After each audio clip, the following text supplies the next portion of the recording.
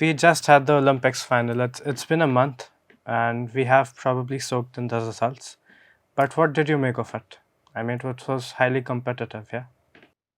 Yeah, well, at the final was one of the strongest that we have ever seen, probably the strongest one. No, Nadim broke the Olympic record with almost 93 meters. He threw twice over 91. Neria was strong as usual, and the other strong thrower, Anderson Peters, did well. But I think the top six threw over 87 meters. So the top five threw over the gold medal of Tokyo 2020. So it was a very strong competition. Yeah, and sad for Neria, but yeah, Nadim was in shape, in the best shape of his life, and you have to be top of your game to beat 93 meters. It was very competitive. It was not surprising for me. I saw Nadim a couple of weeks prior to the games. He threw 85 meters easy, and in the qualification round, he was already strong. So it was just a question of time. No, he has thrown 3 times over 90 meters over his career, so he's a man to beat at the moment. Totally. I mean, the only final I could recall was probably the Sydney Olympics. Sydney was, yeah, exactly. That was pretty tough too. Sydney Olympics was when you had Selesny and Buckley at their prime, and Makarov from Russia, that was also a 89 meter thrower. His PR was 92 at the time, I think the year before. And then you had, I think, like 8 guys over 86 meters during the Sydney Olympics. So it was until now the best finals ever. Yeah, Zelensky had the Olympic record in that final. Exactly, yes. Yeah. So but it was good. I mean, what do you make of Neeraj as an individual? He already is a very elite athlete. He's great. Yeah, Neria is one of the best javelin throwers in history. I would consider him top 10 in history because he has won the World Championships. He has won the Olympic Games. He won silver at another Olympic Games, and he had silver at the Oregon World Championships. So it's 4 medals at the top of the world competition. And he had this amazing world junior record with 86.48 in 2016. And he has been consistent between 88 and 89 meters. So it's tough to be at that level for so long. And he still has the best ahead of him.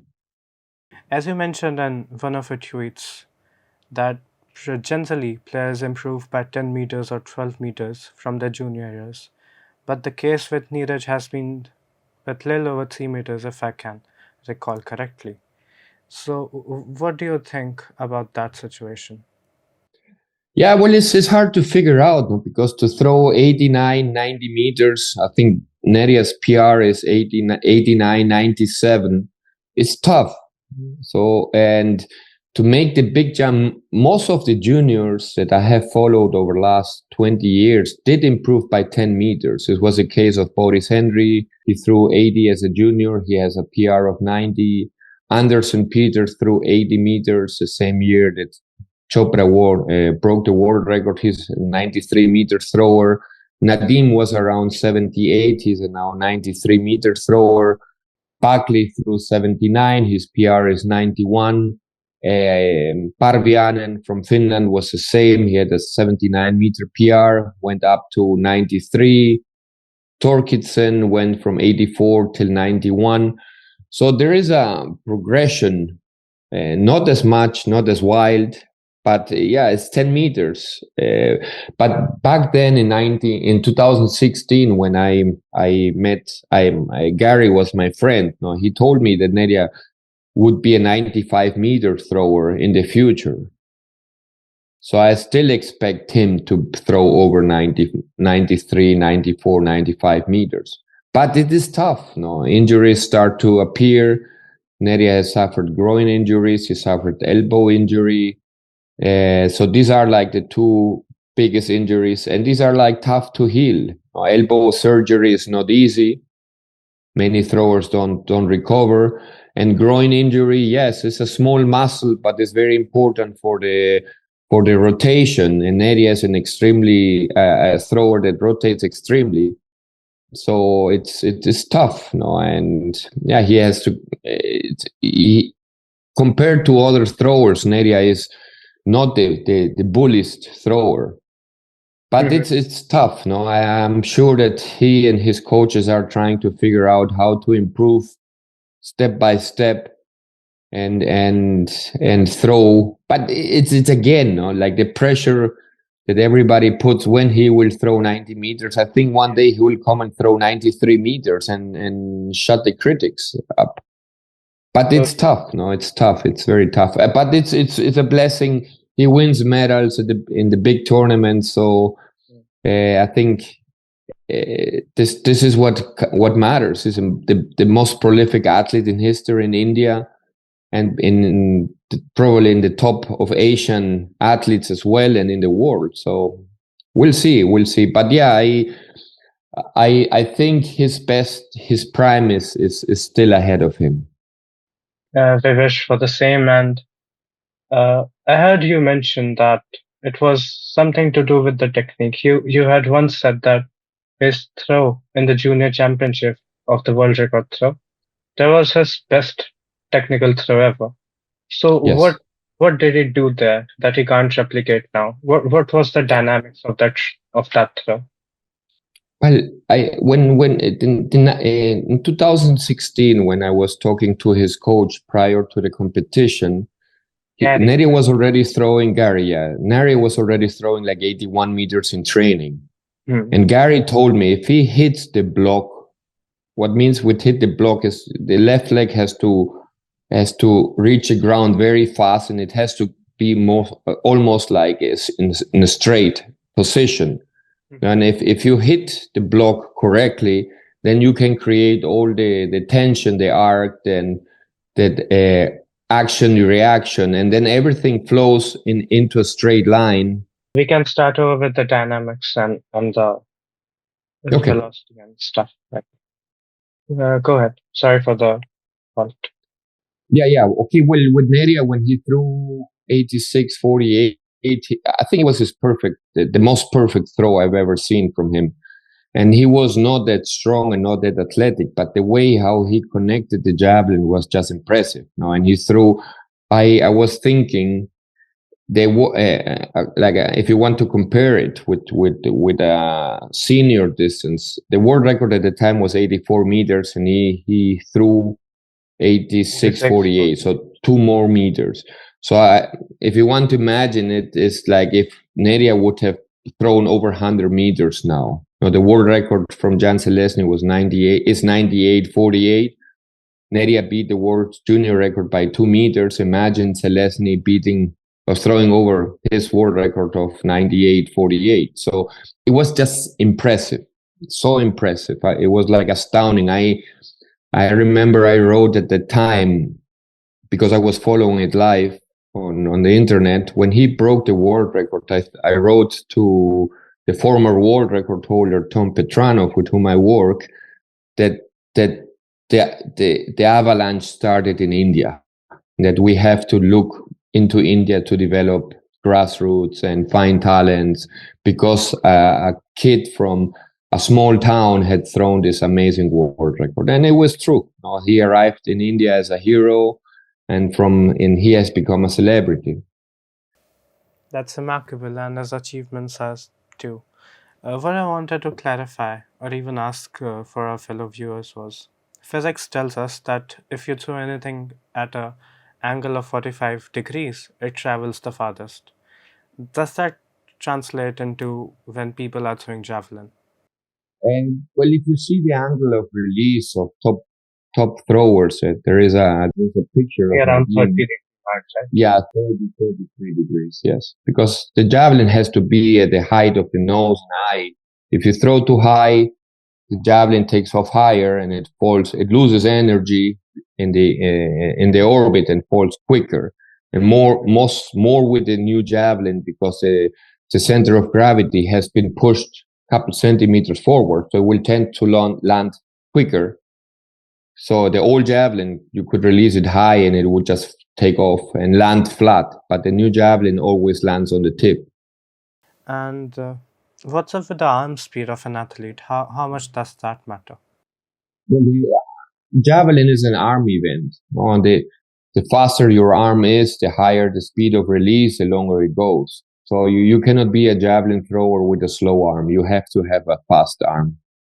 And India has a rich background with it because so many people play cricket, and you have the fast bowlers that reach amazing speeds. So this is the flexibility, the athleticism. You have to have very strong dynamic legs, strong upper body, and a very fast arm. You don't need to be as big as or like carry huge mass, because this will hamper your run up speed as well. A lot of people have been criticizing Neeraj, not criticizing, rather they have been saying that he should build up his upper body, and that will help him throw that 90 meter. How much do you think of that? What do you think of that? It's not upper body alone. I think if you see like these top athletes, they are all very, very, very fast, have amazing legs, have strong upper body. Neria is not an exception. So, but Neria uses a lot of his flexibility. Nobody is as flexible as Neria. Neria can twist his upper body 90 degrees from the runway. That there's nobody can do it. So, and he has been throwing far and consistent thanks to his body. So it's tough. No, I think that one of the most challenging parts is to find the middle ground between this flexibility, speed, technique, and strength. You cannot miss any of these elements. No, so you have to keep pushing. You have to keep pushing to find the best possible shape for Neria. Totally. And there was this beast once upon a time. He's nowhere to be seen now. A Vetter. He would throw 90 meter for just fun, basically at one point. What happened with him? Well, he started. I think he overdid in 2020. He threw like 15 times over 90 meters. And imagine the pressure on the shoulder, on the back, on the ankles, on the groin is exceptional. And I know from close talks that I have with a friend that knows his coach. He said, yeah, they overdid it. And he came to Tokyo not in his best shape. He had problems with the ground. He injured his ankle. The year after, he injured his elbow. Then he injured his shoulder, and he has not recovered. He threw, I think 81 meters. No, not even 8. I don't know, but not very good this year. And this was after 4 years of break. So it's going to be tough for him to recover. Yeah, I mean, throwing 90, 15 times in a year can put a toll on your shoulders. But he walked in the Tokyo Olympics as one of the favorites. And we also know that at these events and at that level, it has a lot to do with your mental state of mind. For an example, Neeraj here in the Diamond League, he wasn't at his best shape in Lausanne, I believe. But he still got that 89 meter mark, and he still got his personal best. And he said that it was all about his mindset. He wanted to be the top at the same event. Anderson Peters, I guess, threw above 90. So why couldn't Vetter, at least in some element, translate that into his performance? He had definitely some problems with the turf in Tokyo. Anderson did not make it to the finals. Vetter threw very bad. And Neria was the lightest thrower. So when you saw him running, it was just like he does not need to block so hard as Vetter or even Anderson Peters. So he took advantage of the ground, and the level at the Olympic game was not the strongest. I think with 85 meters, he won a bronze medal. This time you had to throw 88.50 to win a bronze medal. So it was really like the moment of Neria. It took he took advantage of it and won. Yeah. And with Federer, I don't know, maybe it's like this overconfidence. You know, when you are like so good, you are like throwing 10 meters more than everybody else. You go there feeling you won the championships, and the pressure kills you. And this was the case with him. You know, he was always a very confident thrower. He was world champion in Tokyo, in London, and he was medalist in some, and I think in and at another world championship he won a medal in many other tournaments, but this was not his time. I hope he recovers. I really enjoyed seeing him throw. He was a former javelin thrower as well. I threw close to 70 meters. I started throwing javelin when I was 14. It was 1984, 85. That was a And javelin I, throw. yes, yes, yes. This was my event. No, I loved it. I still love it, and will love it until the end of my life. And this is how I got involved. I met very good javelin throwers. Over the years, I met very, very amazing coaches, and I kept learning from them. So it was a good experience. Yeah. So I've been involved with. And then 2016, when I met Gary, I knew that India would become a great nation with Neria, and decided to start this Indian javelin story. And I've been training talents, finding talents, promoting Indian javelin before. I think was the first really that took it seriously, promoting the pure love for Indian javelin. Mm-hmm. So, what were your first memories of Neeraj? Well, yeah, 2015, when I talked to Gary, he said that there was a wild boy Mm-hmm. in India that threw already 82 meters as a 17-year-old kid, and he was the future. So, and I saw his video, and yeah, Neria was wild as a junior, like with long hair and yelling and having this crazy release, and he was just like, but just the kid to watch. It was fun since I saw him. Yeah, I remember his first video on YouTube in 2015. And since then, it's just amazing how he has matured, how he keeps his feet on the ground, and he's really like a role model for so many talents that are coming in India.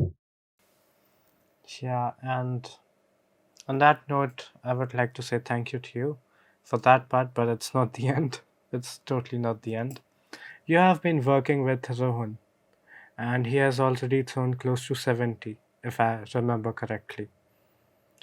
So, what do you make of him? I mean, he's very young for that matter. Yeah, Rohan is not the only talent I've worked. I also work with other throwers. I'm also in contact with Dipanshu now. I trained Rohit, Rohan, the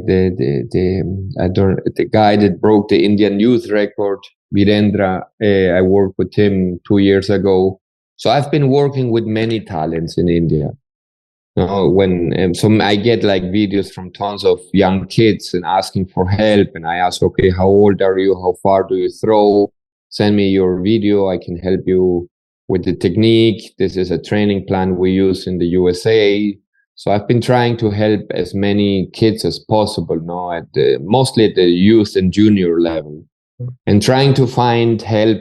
I found the first sponsor for Deepika back 3 years ago or 2 years ago. She's a woman from the USA, and I told her, "Can you help Deepika?"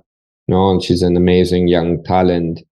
Now a reality, and so really like working on the grassroots. This is where and I also coach a little bit Sachin for some time, and yeah, many throwers. So many people come to me and ask for technical advice and for help. Yeah.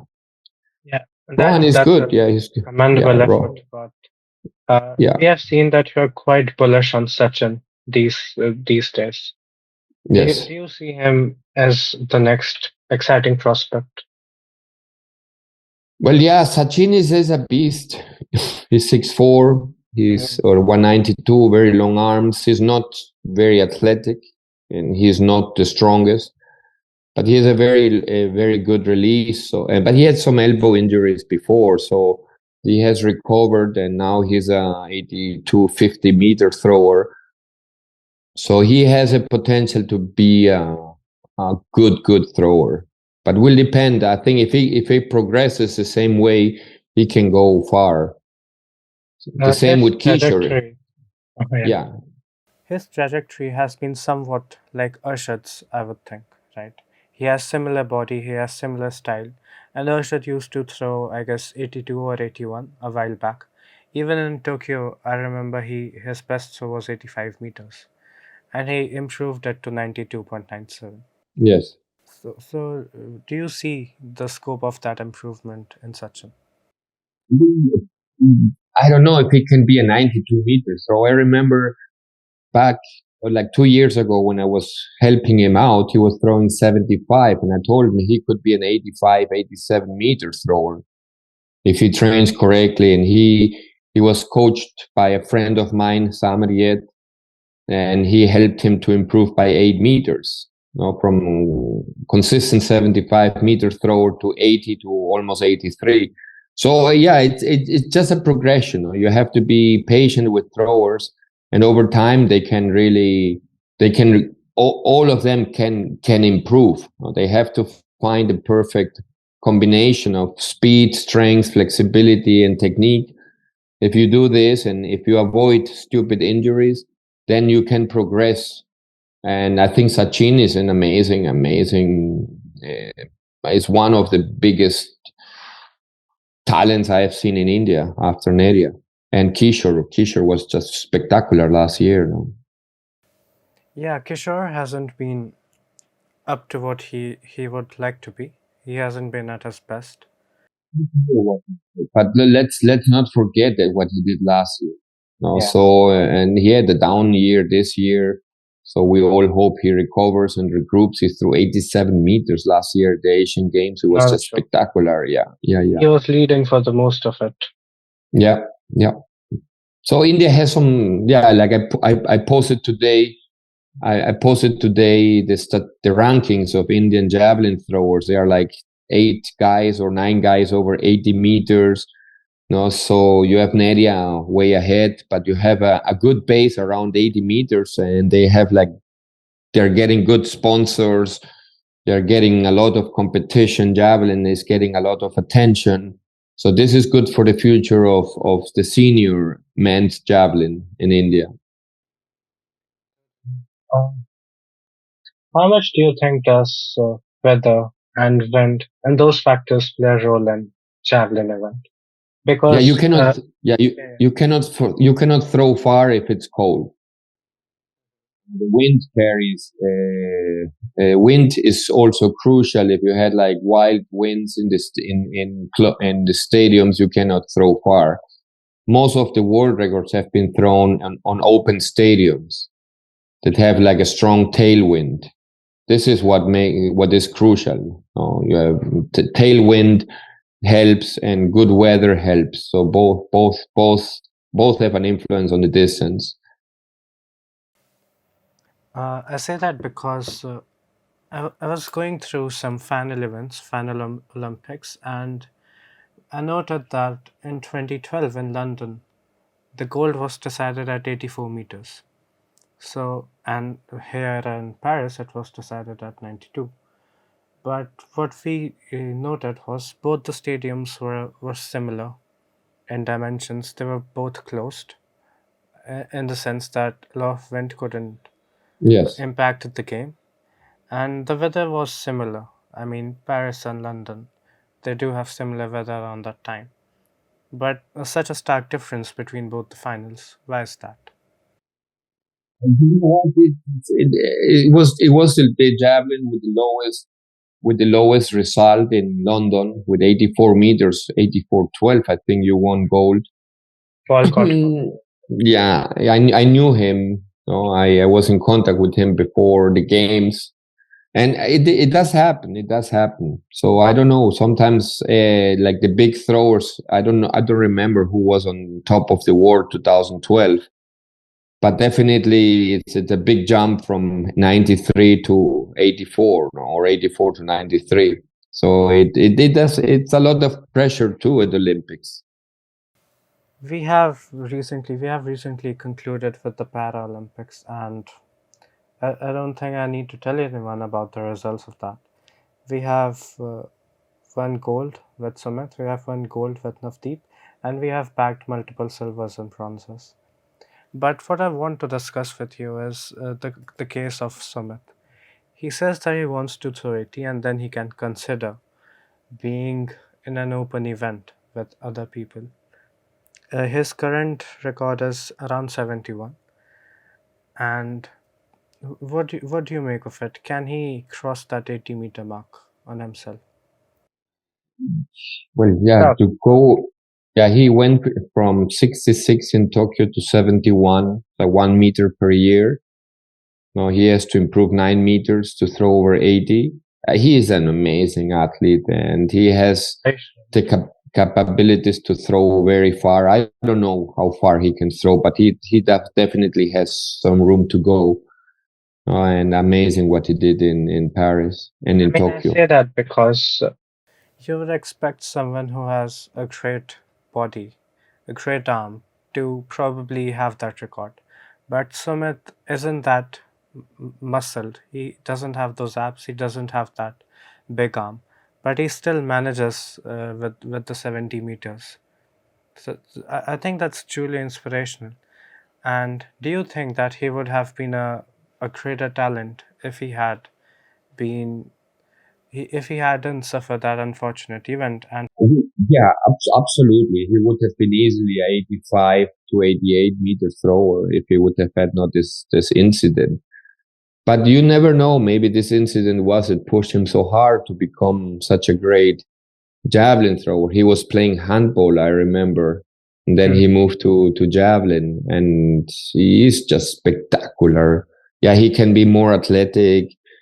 But he's from another planet, you know, winning 2 Paralympic gold medals with I think total of 5 Olympic records in 2 competitions. reminds me of better sometimes, but probably even better because he has the world record. I mean, Yeah, he throws and he breaks world records just for fun yeah, nowadays. So he's a yeah, and truly he's iconic. yeah, and he's also very strong in his mind. His mind is impressive. He goes and wants to win. He's in another game when the competition starts. At the big tournaments, he's always strong. Yes. Navdeep. Navdeep is impressive. Very impressive. Impressive. Yeah. I mean, he belongs to the same region as I am, Really? and we could understand what he was saying. A truly Delhi-based lingo used there. But that really translates into how much he feels about the game, his passion. That's just unmatched, right? Yes. It's fun to watch. No, this is what it's fun. It's just fun to watch, fun to enjoy, and it was like having the Olympics or Paralympics. Both for me are as enjoyable as it can get. I think I had probably more fun watching the Paralympics than the Paris Olympic Games. And spectacular performance of Sumit and Navdeep. So it was spectacular.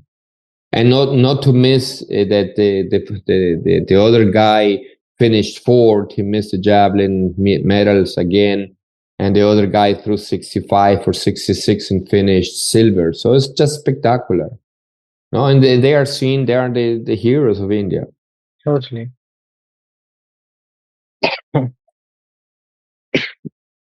No, I've just really bad throat today. Sorry for that. Yeah, no problem. Do you have any strong prospects in the women's category that you think they can just blow up?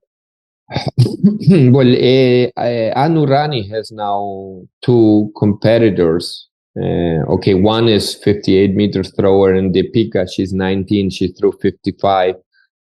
So yeah, let's give both some time. I think the Pika especially, she can become a very stable, good thrower.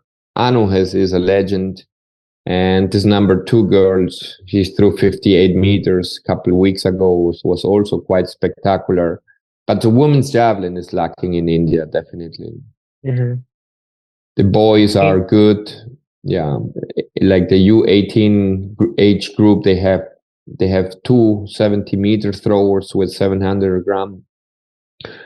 Is promising, but the key highlight at the moment is the senior men's team.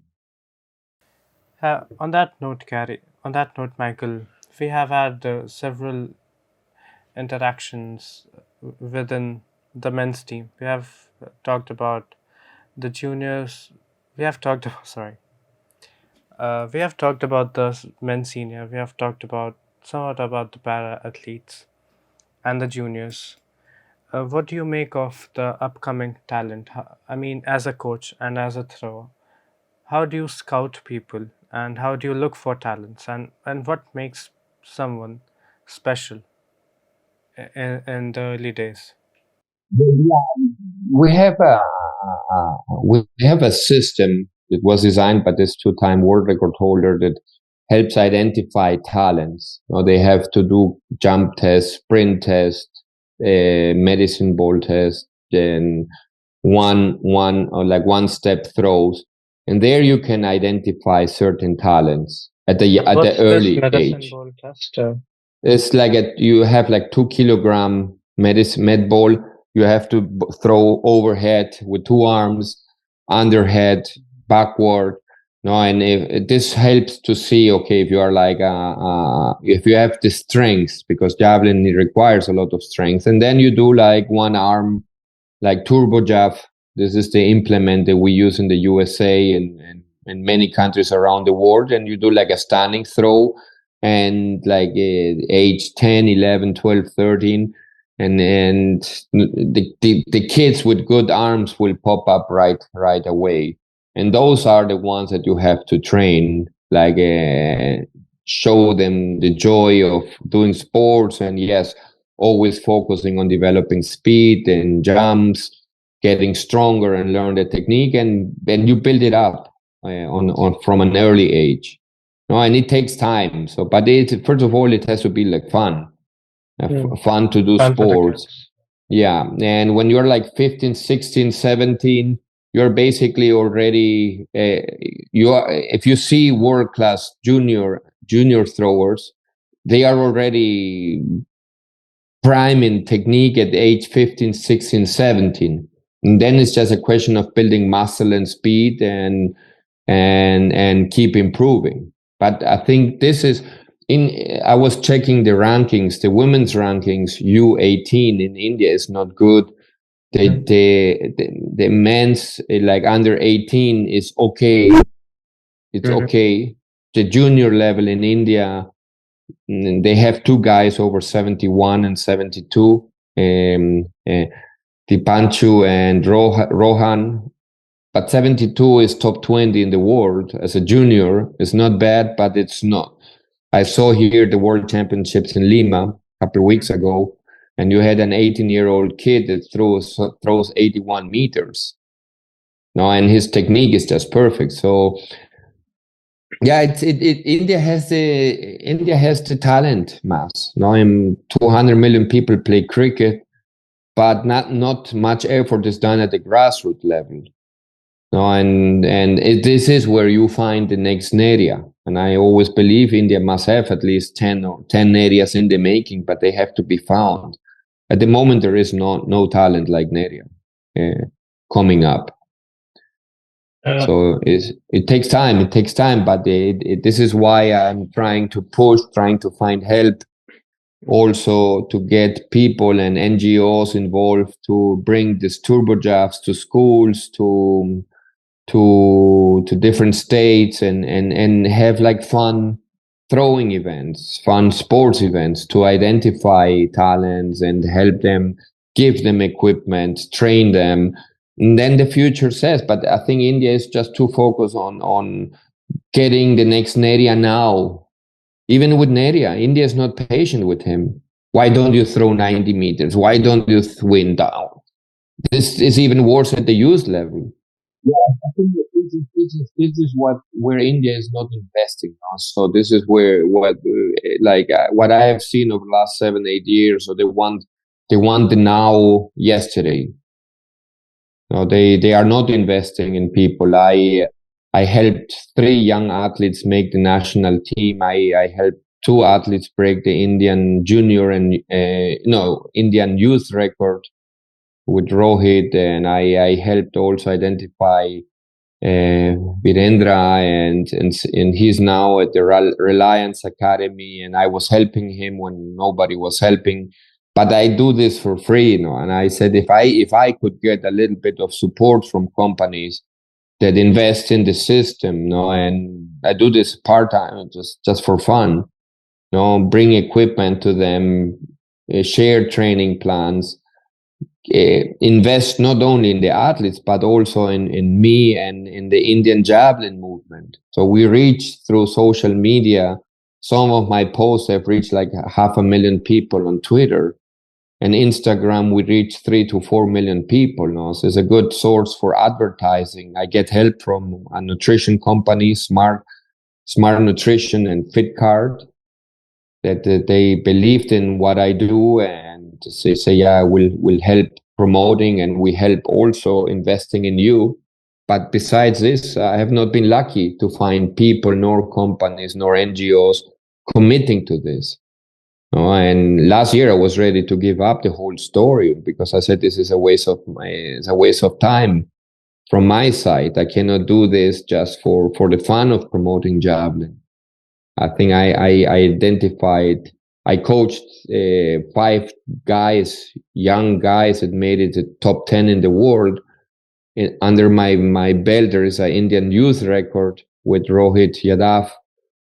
3 of my athletes made the national team.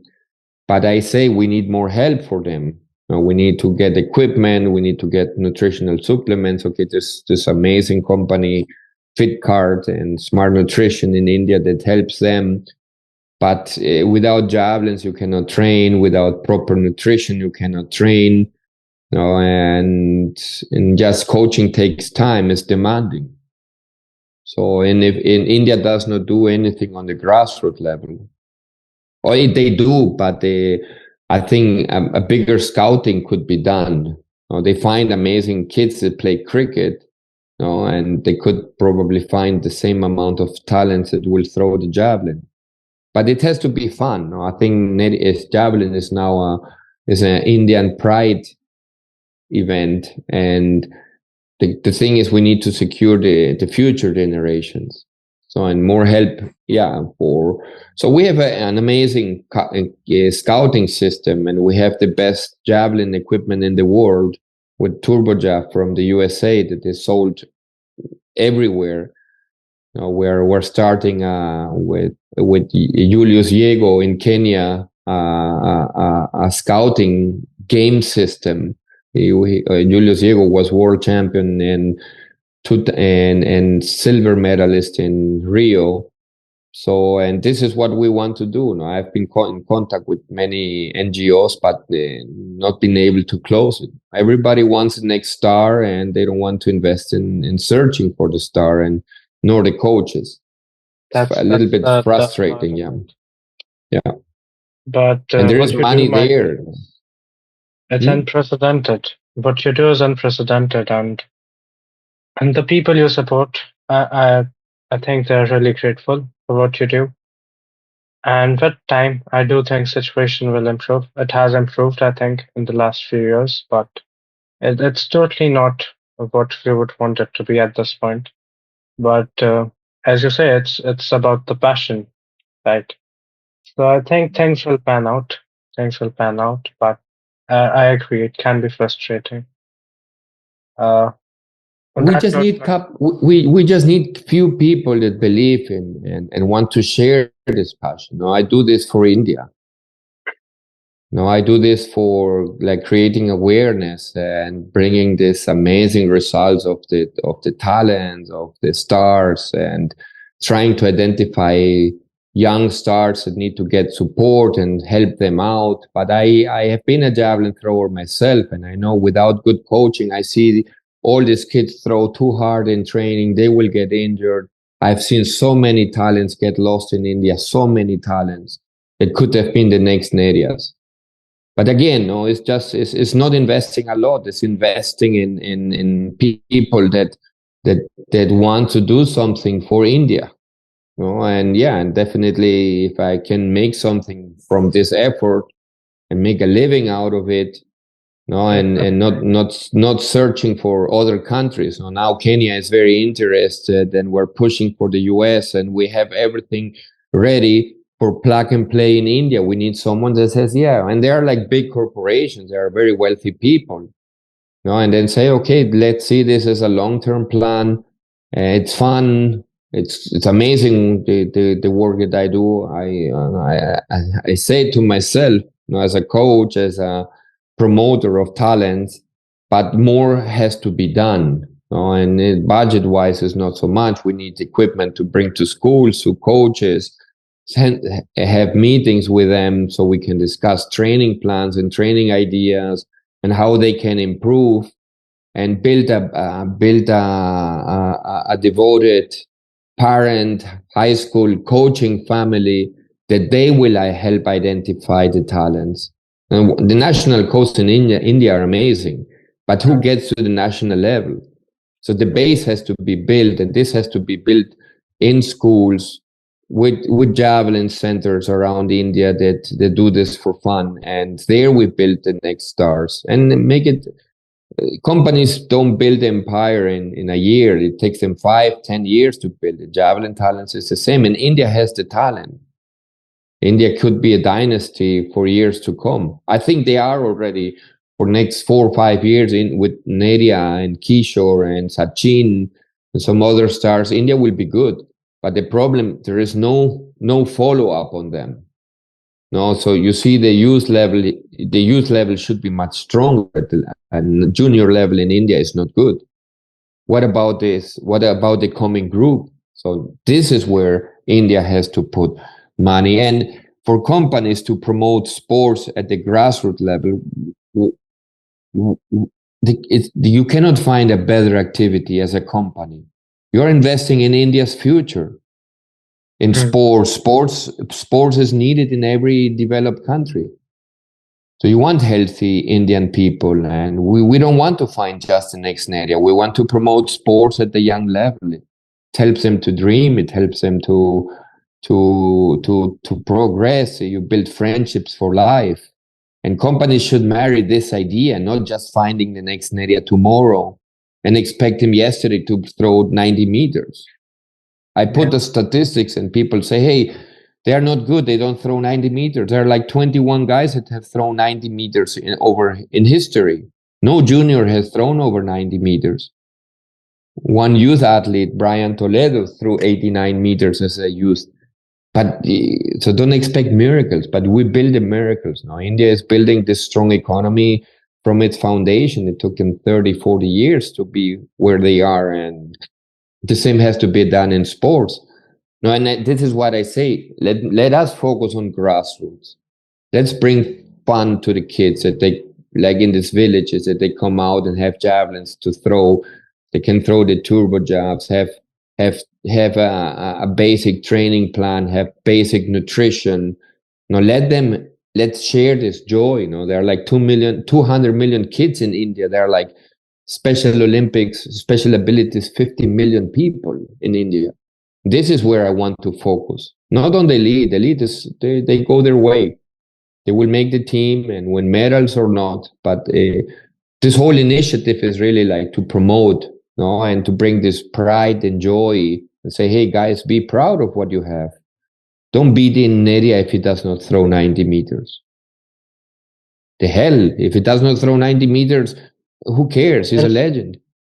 Yeah, and then, okay, you have competition. You have Anderson, you have Nadim, you will have other huge throwers. Yeah, and winning medals is not easy. So just be thankful for Neria, what he has done, No, the moment he won Tokyo Olympics, this was the most amazing moment, sports celebration I've ever seen in my life. No, let's cherish this. But yeah, I need the help to build this foundation. This is what is really what I'm aiming at. And I thought it would be easy. I spent 7 years trying to do this. I have not been able to do it. And without help, I'm probably not going to push this forward. I just need few companies or people that say, I like this idea, this vision. Let's partner. Let's help all of us. No, let's help the athletes. Help me. Help this movement and push forward. It's not just 90-meter story or not. As I see it, everyone's just fussed about the story, about the 90-meter mark. And if this is a funnel, then everyone who's at the top is taken care of. But what we as a society and as people, as corporates and wealthy institutions should take care of is, like you said, the children, the kids who want to get into sports. And it's much more than that. I think doing any kind of sports gets you into a discipline. It helps you build a life of a discipline. It helps you build a life of honor, and you are respectful and you are good in general. And that's what we should aim for. Yeah, well, this also sports helps to fight diabetes. Diabetes is on the rise worldwide. No kid is moving. They're all day on their phone. So sports helps to socialize, to make friends, to be active, to be healthy. And if you started at the early age, it will go with you all your life. So in our training system, it's really this. We want to promote sports and we want to find talents and we want to nourish talents. That's it. And I think the base is there. India has a lot of wealth, a lot of poverty too, but they are like people with vision, and it would be good to find those who want to believe in this grassroots long-term story and support the work I do and support the athletes. I say, hey, they should, if you can support them or sponsor them, bring it on. And it's really not asking for millions of dollars. We have does not require this amount, but it's just people that believe in what I do. And if I put together my post between Facebook, Indian Javelin, Facebook, and Twitter, I've reached 50 million people, maybe, working alone, all together. Commendable. Alone. Yeah, and yeah, people come and they say, okay, who can I sponsor? Give me prospects. I give them, and they go and hire them or get them on board. And okay, your job is done. My job is done. Yeah. What about the time I spend coaching them to bring them to that level? Now you take them and find me the next talent. And then what? This is it. And you take them and say, yeah, okay, if this is my job, I quit Indian Javelin. Yeah. But this should not be the case. No, like this year alone, I have it's again, like Rohan made the national team. He won silver at the Asian Junior Games. I'm working with Dipanshu to try to get him scholarship in the US or try to get him into some foundation. We are going to be working on technique. I told him he has some mistakes he can correct at the World Junior Championships here and really become a very good thrower. No, I found help for the Pika. I found Virendra this contact with the Reliance Foundation, and plus Rohit became the thrower he is because of me. Rohit Yadav. I was helping Sachin. I was helping. So this is good, but I'm not. I really was going to quit this year. I said, okay, the Olympics is for me is do or die.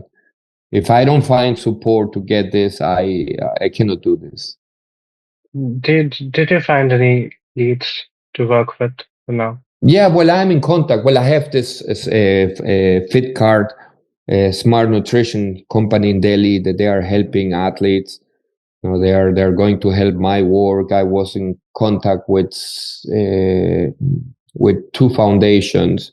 One is evaluating, but they say no, we're not ready to develop big time grassroots. We want talents. We want your talents. I said, well, you can have them. They are not my talents. They are the talents of India. No, but I mean, I'm still like if we are working on other grassroots sports programs around the world. I really pushing for Kenya, even in my home country, Peru, and in the US. And if this develops, then India can have can find someone else that does my job. I cannot do this just for the sake of doing it. This is the reality, as hard as it sounds. So. No, it's tough, but I understand because you have to make good for yourself too. You have to make time for your family. You have other commitments, and you should be living the way you want to. And it's great that you have been doing it for 7 years, but if you can't sustain it on a personal level, you should look for different things. Yeah, no, And I hope yeah, I do. I hope so. I hope so too, no, because I really believe in the javelin story. I believed it before India did believe in it. Now with Nadia in 2015, and I've seen so many talents, and I hope I'm getting closer to find the correct help. But it is what it is, no. So far, it's lots of promise. Nothing really coming out. I enjoy that people enjoy what I share, that they learn a little bit about javelin and share the joy I feel. I'm upset that Germany is not at the place where it was before. But yeah, what do you make of it? Yeah, it's a generation that they had like 4 guys over 90 meters a couple of years ago, and now they are gone. And I there mean, is no. it's probably in 116 or 120 years that there hasn't been an European on the podium. Yeah. Thomas Röhler, you had Vetter, you had this other guy, Andreas Hoffmann, and these guys, these 3 guys. Yeah. So you have 3 guys over 90 meters in a time span of 2 years. Olympic champion 2016, world champion 2017. But okay, the last 5 years have been dismissal for Germany. Not at the standard of Germany. Okay, Weber is very good. He's also a 88 meter thrower since 2016. It's 80 years that he has not been able to beat 90 meters, but nobody questions him why you don't throw 90. He was European champion. He was in Munich 2022. He's top of the world. He makes Germans proud. But yeah, it's tough. No, it's a generational change at the moment. If it were easy, everyone would have done it. Of course, it's tough. Yeah. And Germany is not putting a lot of effort in sports, so they're like going downhill. That's I wasn't aware of that, but that's surprising that Germany isn't into sports all that much. Yeah, in overall, they finished top 10 or top 15 in Paris Olympics. The Paralympic team sucks. So, and they are like worried about other things and not promoting sports. And the youth and junior talents in Germany are not that good. And females, like women's junior level is awesome, but the senior level javelin is gone. Men and women, discus is gone at the woman level. So, but yeah, they have to invest also. That is something that they have to do. I mean, Weber's gonna retire, and I don't know how much time do you think he has? Who? Weber. No, he turned 30. He's gonna have like 5 more years for sure. Mm-hmm. He's good. Yeah, he's strong. We wish him the best too, and again, your efforts for India and Indian javelin, they are just. I appreciate. Yeah, and he was there when no one was there. I mean, we can't put more to it than that, can we? Yeah. No, it's absolutely thankful for your time. I'm thankful also for this space, and hopefully yeah, just bringing the joy of Indian javelin has been a big part of my life, and finding talents, and hopefully we can find like a small group of companies or NGOs or private people that believe in the story, and hopefully this story is seen many times, and we can do this now. And they can connect at Twitter, they can follow me there, or through Indian Javelin Facebook, but mostly Twitter is the best way to reach me. Mm-hmm. Yeah, we wish you the best of luck, and we really hope that you find your leads and whatever you're looking for in India, and you stay with India. But if not, it's life, and you have to look for better opportunities. It's totally up to you. But we wish you best of luck on a personal note, and Perfect, British. we thank you Yeah, for your time. I appreciate. Hope to Yeah, see and you. I'm sure something good will happen after this Olympics. I'm really sure. All right, guys. Congratulations for your work overall and in the social media sphere, and also wishing you growth and good luck. We all need it. Thank you, Michael. Yeah, as I said, we all All right. need it, and it's about the passion. So we'll Sounds get it good, on. We'll British. figure something out. You and I. Perfect. Perfect. Yes, I Thank you, appreciate Michael. your Thank you for time. your time. Bye bye, guys. Bye bye, India. Thank you.